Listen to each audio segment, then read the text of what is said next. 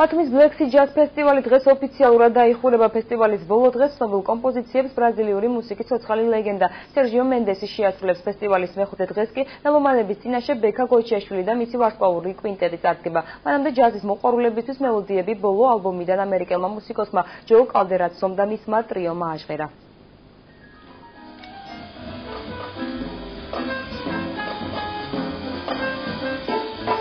ამერიკელი პიანისტის ჯო კალდერაცოს როიალზე დაკვრვის ტექნიკამ და იმპროვიზაციებმა ჯაზის მოყვარულების ოვაციები პირველივე აკორდებისთანავე გამოიწვია.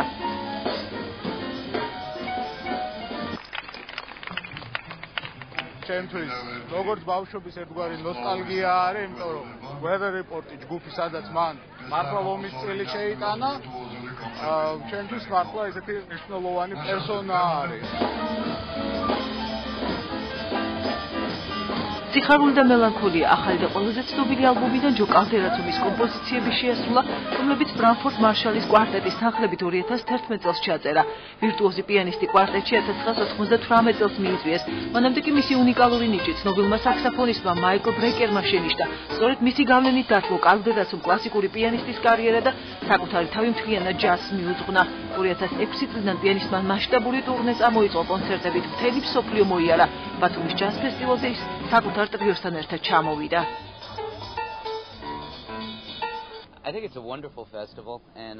არაჩვეულებრივი ფესტივალია. სამწუხაროდ ჯერ ქალაქის დათვალიერება ვერ მოახერხე, მაგრამ საოცარი სანაპიროები გაქვთ.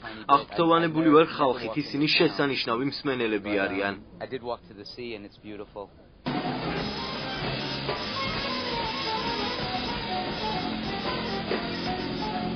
მედით ბექა გოჩიაშვილი და მისი კვინტეტი საღამოს მთავარი გმირები გახდნენ. კონცერტი ქართულმა ვარსკვლავმა იმ კომპოზიციებით გახსნა, რომლებიც ნიუ-იორკში ახლახანს ჩაწერა.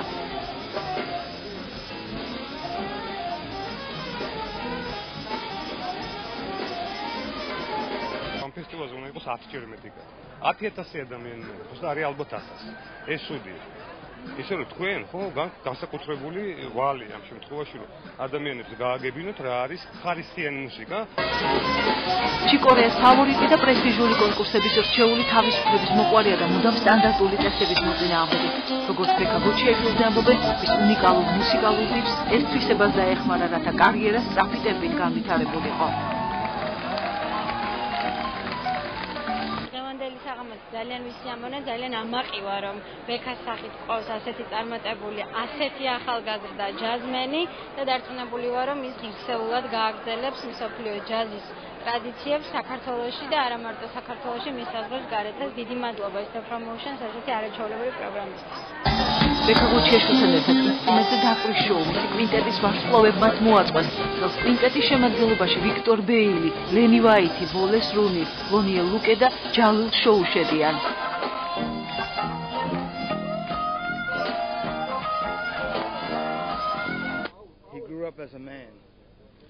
ყველაფერმა ბრწყინვალედ ჩაიარა დღეს. ეს ადამიანი სცენაზე ნამდვილ მუსიკოსად ჩამოყალიბდა.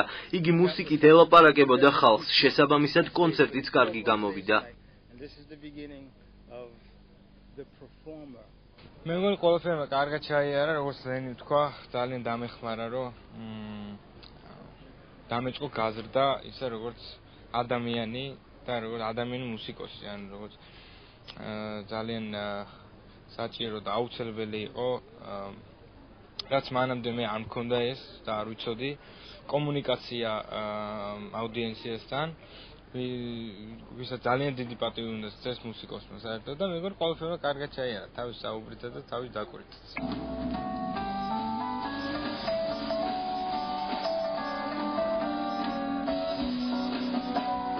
ბექა გოჩიაშვილის შემოქმედების თაყვანისმცემლებს კონცერტის დასრულების შემდეგ მისი ახალი ალბომის შეძენის საშუალებაც მიეცათ. ახალგაზრდა მუსიკოსმა და მისი ბენდის წევრებმა ფანებს სამახსოვრო ავტოგრაფებიც დაურიგეს.